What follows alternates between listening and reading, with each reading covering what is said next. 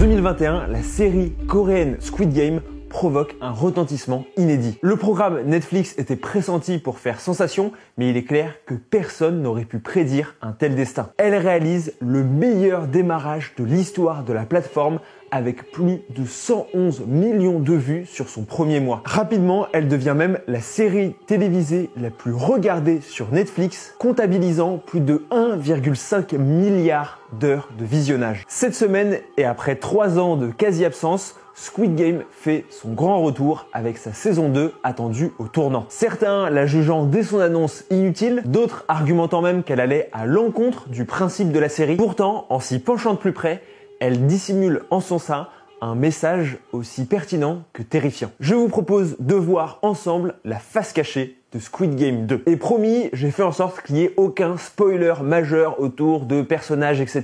ou autour de l'intrigue dans cette vidéo, même si forcément on parlera un petit peu de l'histoire ou en tout cas des bases. Comme expliqué en introduction, Squid Game est rapidement devenu un véritable phénomène. Pourtant, la série clairement destinée à un public adulte ne semblait pas avoir le même potentiel qu'un Stranger Things ou même La Casa de Papel. Mais comme pour le show espagnol, ses visuels colorés ajoutés à son concept extrêmement efficace de Battle Royale ont fait mouche. Le design des gardes ou même de la poupée sont entrés à une vitesse sans précédent dans l'inconscient collectif. Suivant cette logique, Squid Game a eu le droit à son lot de produits dérivés, goodies, adaptations en jeux vidéo. Une télé-réalité par Netflix, reprenant le concept mais sans les morts, a même vu le jour. En fait, Squid Game est devenu une IP, donc une propriété intellectuelle. C'est pas nouveau et c'est pas la première fois qu'une série ou même qu'une œuvre de manière générale devient une marque à part entière. Mais on voit bien que désormais cela fait pleinement partie du business model de Netflix. Une série ne peut plus simplement se contenter de sortir des épisodes tous les 3 ans. Elle doit être capable d'engendrer des spin-offs comme La Casa de Papel, de la merch comme Stranger Things ou des expériences pop-up, ou encore même des déguisements comme Mercredi avec Mercredi Adams qui était dans toutes les soirées d'Halloween. On en avait parlé l'année dernière sur la chaîne si vous vous souvenez, car la télé-réalité avait fait beaucoup polémique pour les conditions déplorables dénoncées par certains candidats. Et on avait vu apparaître une forme de paradoxe. Dans la série, les jeux sont clairement dénoncés. Ils apparaissent comme la dérive ultime du capitalisme et des mauvais penchants de la société coréenne en particulier. En transformant cette critique en élément de divertissement, Netflix prouvait une nouvelle fois la capacité absolument démentielle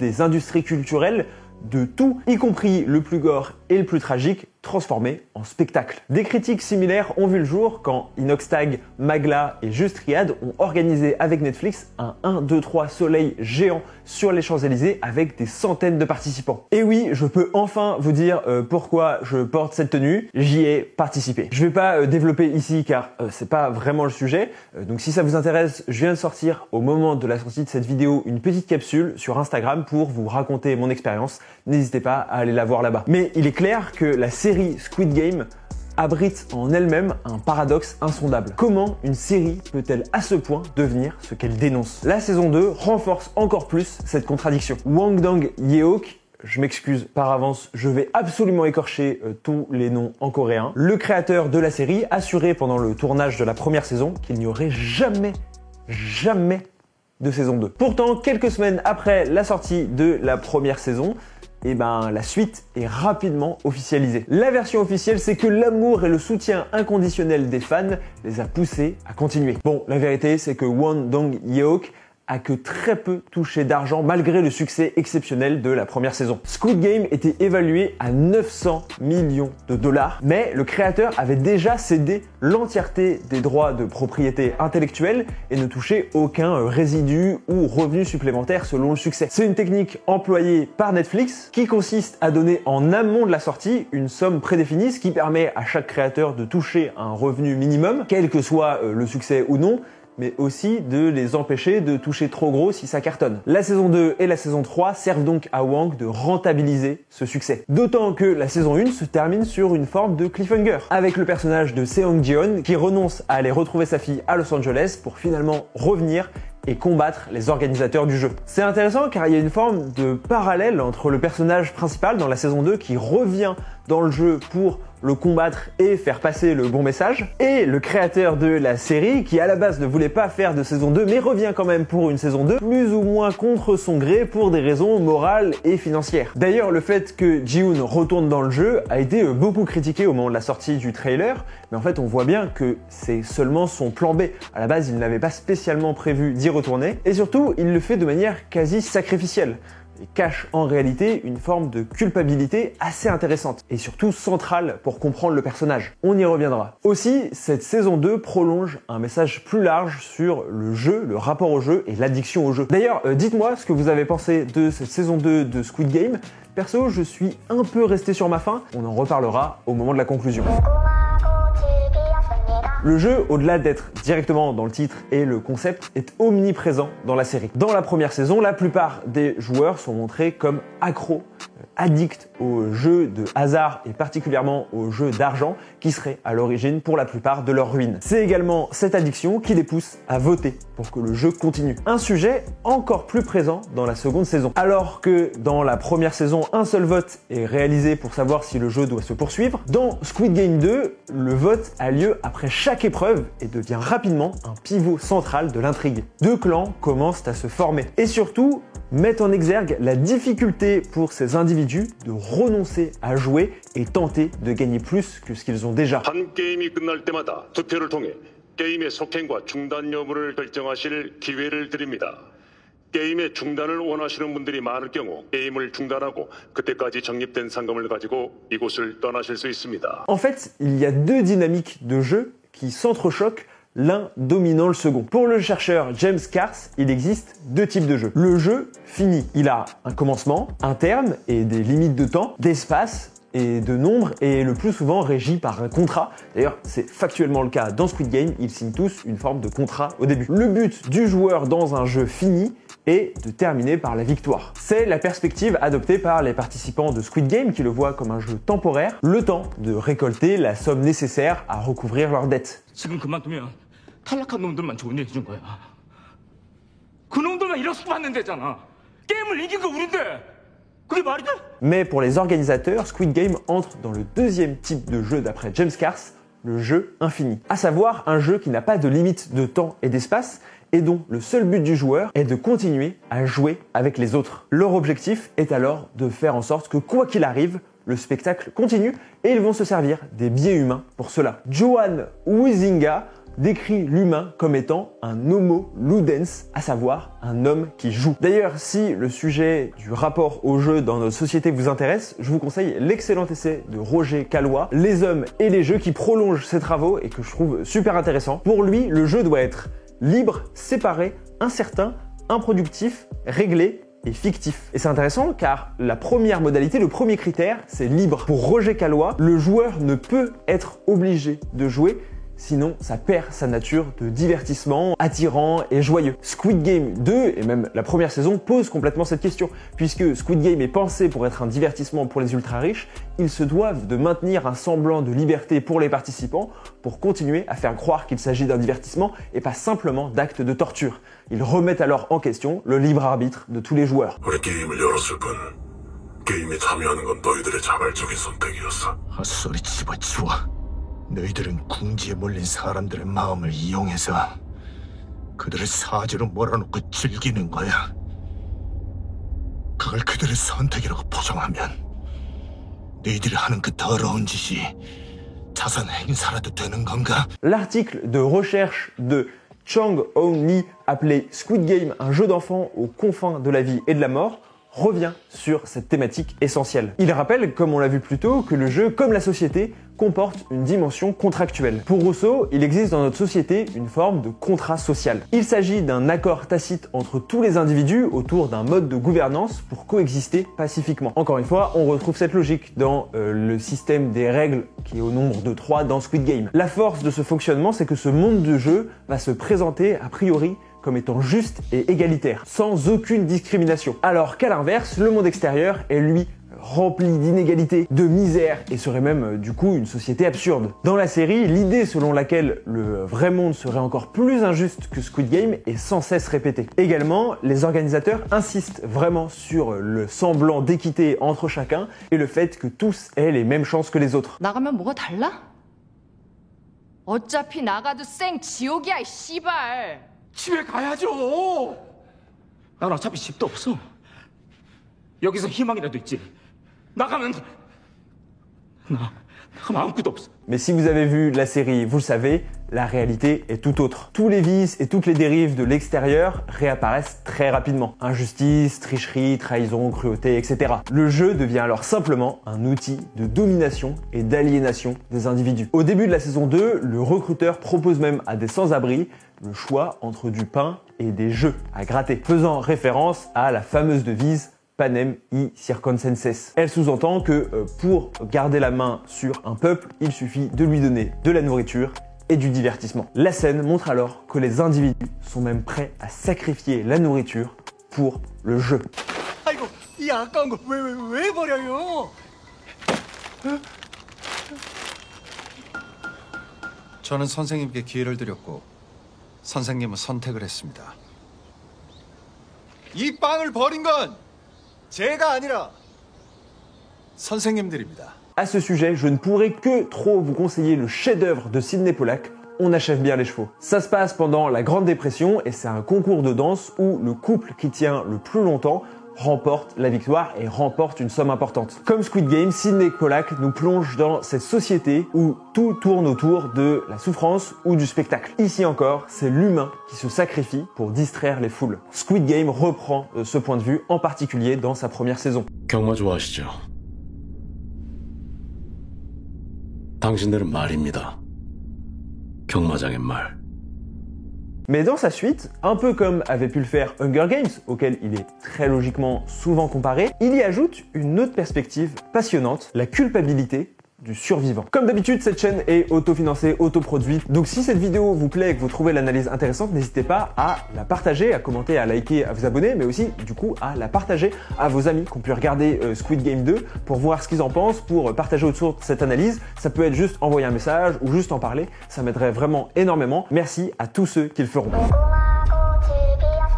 La culpabilité du survivant est un terme qui serait apparu en 1943 dans les travaux des docteurs Stanley Cobb et Erich Lindemann. Le terme désigne le sentiment de culpabilité lié au traumatisme d'avoir survécu à un événement tragique. Il est particulièrement mobilisé pour analyser les grandes difficultés psychologiques vécues par les personnes après Hiroshima ou évidemment ceux revenus des camps de la mort après la Seconde Guerre mondiale. Et il est indéniable que Squid Game entretient de nombreuses références iconographiques ou paratextuelles avec la Shoah. On peut noter le fait que les participants aient tous un numéro, ils deviennent alors tous anonymes et sont réduits à un simple chiffre, comme c'était le cas pendant la guerre. La série met en scène la question de l'obéissance à l'autorité et de la banalité du mal, en montrant des jeunes femmes et hommes qui exécutent des participants à bout portant. 숨이 붙어 있는 것들을 네가 직접 확인 사살까지 했다면서?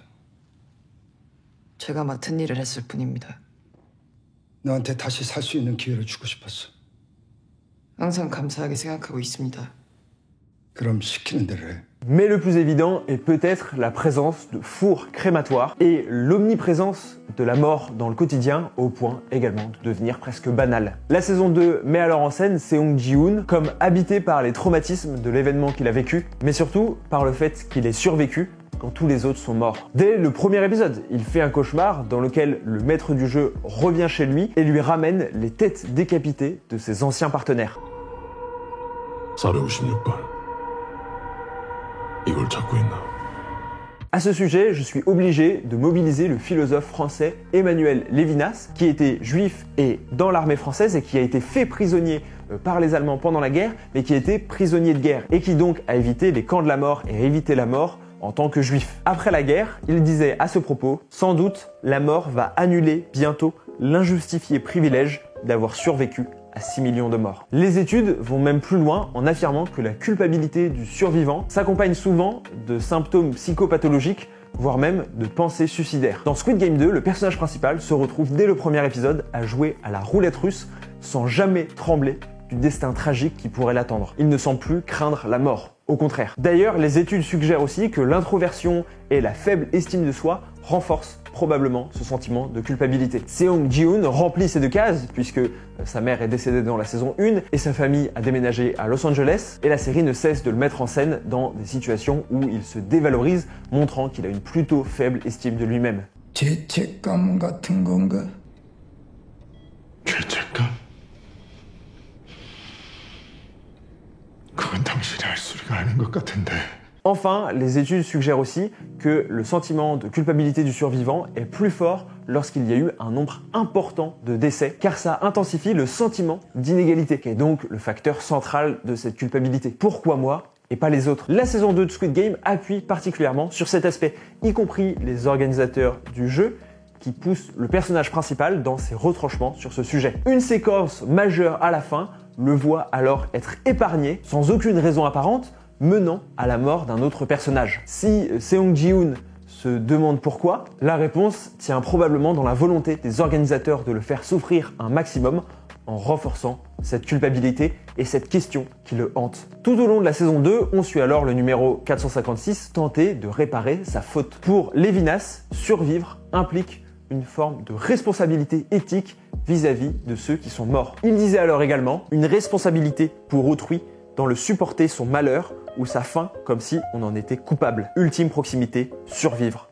comme coupable. Mais là où c'est intéressant, c'est que pour Levinas, cette culpabilité n'est pas uniquement un fardeau psychologique, mais c'est une responsabilité éthique fondamentale. Dans Squid Game, c'est bien cette culpabilité qui pousse Ji-hoon à l'action. Même s'il est hanté par ses cauchemars et ses souvenirs, son approche va bien au-delà de la simple commémoration de ceux qui sont morts. Elle devient un véritable axiome qui le pousse à agir. L'action de Ji-hoon pour démanteler les jeux et obtenir justice représente une forme plus profonde de responsabilité éthique. Contrairement à une culpabilité paralysante, elle agit comme un appel à dépasser l'acceptation passive des règles du jeu pour se battre pour un monde plus juste. Comme je le disais, c'est un ressort narratif qu'on retrouve par exemple dans les Hunger Games. En particulier le deuxième opus qui voit Katniss porter la responsabilité de la mort de certains participants et certains de ses camarades et lancer la révolte en prenant part également à de nouveaux jeux. Une structure que je trouve très efficace pour ce type de récit car elle permet de recentrer la morale autour du personnage principal. Dans la première saison, la responsabilité du jeu est entièrement imputée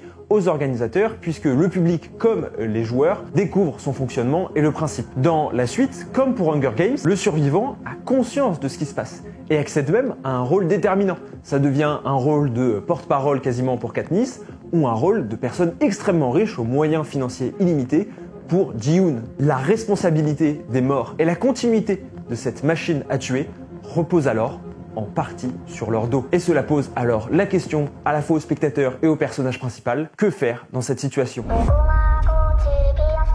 La saison 2 de Squid Game pose alors la question de cette responsabilité et de la morale. En interview, le réalisateur admet que c'est une thématique qui lui tient à cœur. Il dit s'être inspiré d'un proverbe coréen qui est le suivant: une conscience qui ne mène pas à l'action ne fonctionne pas correctement. On retrouve alors même carrément la problématique du vengeur. Comme pour le conte de Monte Cristo dont on avait parlé en vidéo, ou Batman, Ji-hoon a sa propre Batcave et semble donc, lui, prêt à tout mettre en œuvre pour sauver les potentiels futurs participants des jeux. Mais une seconde question se pose alors, à quel prix? Jusqu'où peut-il assumer les dégâts collatéraux engendrés par sa volonté de faire le bien? Dans l'épisode 4 de la saison 2, on le voit notamment faire un cauchemar sur sa responsabilité vis-à-vis de la survie des autres joueurs.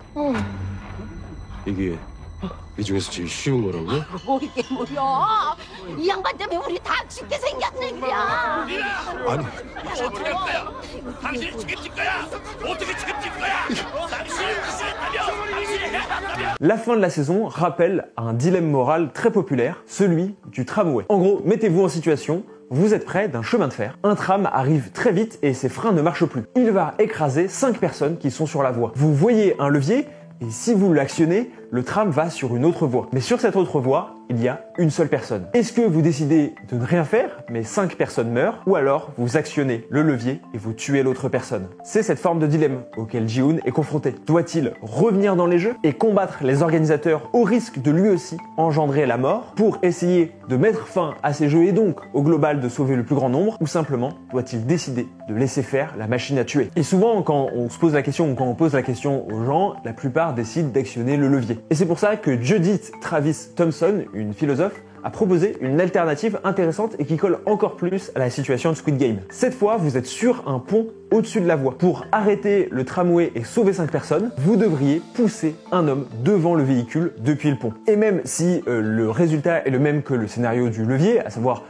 tuer une personne pour en sauver 5, la plupart des gens hésitent davantage. Car ici, il s'agit d'agir directement sur la personne. Et cette différence, elle révèle le conflit en nous entre la volonté de maximiser le bien, donc ici, et dans le cas de Ji-hoon, sauver le plus de vies, et notre réticence à causer directement du tort à autrui.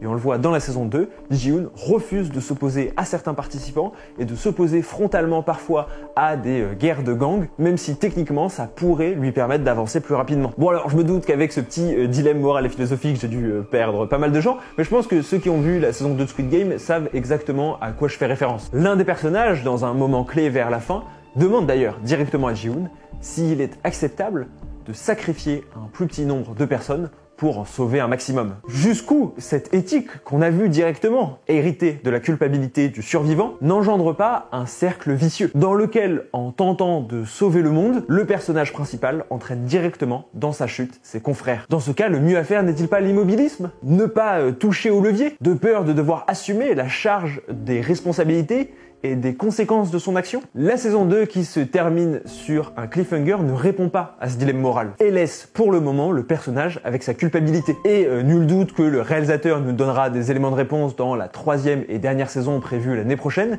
mais je pense que c'est aussi ce qui rend cette fin si frustrante. Toute la saison repose sur ce dilemme de culpabilité, sur cette éthique, cette responsabilité portée par Ji-hoon, et nous pousse à nous demander: est-ce qu'il fait vraiment le bien? Est-ce qu'il a raison de revenir dans ces jeux? Est-ce que finalement, son action n'est pas plus mauvaise qu'autre chose? Et aucune réponse n'est donnée. Et donc, on a l'impression de voir une introduction, on a l'impression que le dilemme nous est posé, mais qu'aucune clé nous est vraiment donnée pour pouvoir y répondre et pouvoir l'analyser correctement. Ce qui donne l'impression que cette saison 2 n'a pas de propos. Encore plus comparé à la saison 1 qui pour le coup a une vraie fin où il confronte les organisateurs et entre guillemets les méchants pour comprendre leurs motivations. Ici, les motivations de chacun ne sont pas clairement explicitées et surtout n'engendrent pas de conséquences et de résultats concrets qui mèneraient à un changement profond par rapport au début de la saison. Mais comme je vous ai dit tout à l'heure, en tout cas, dites-moi ce que vous avez pensé de cette saison 2 de Squid Game et aussi ce que vous avez pensé de cette analyse, et si vous avez une autre analyse, ça serait super intéressant. Merci énormément d'être resté jusqu'au bout. N'hésitez pas du coup à aller sur Instagram pour voir mon retour d'expérience sur Squid Game. J'espère que cette vidéo vous a plu. On se retrouve du coup dans 3 semaines l'année prochaine pour une nouvelle vidéo. C'était Adam Bros. Ciao!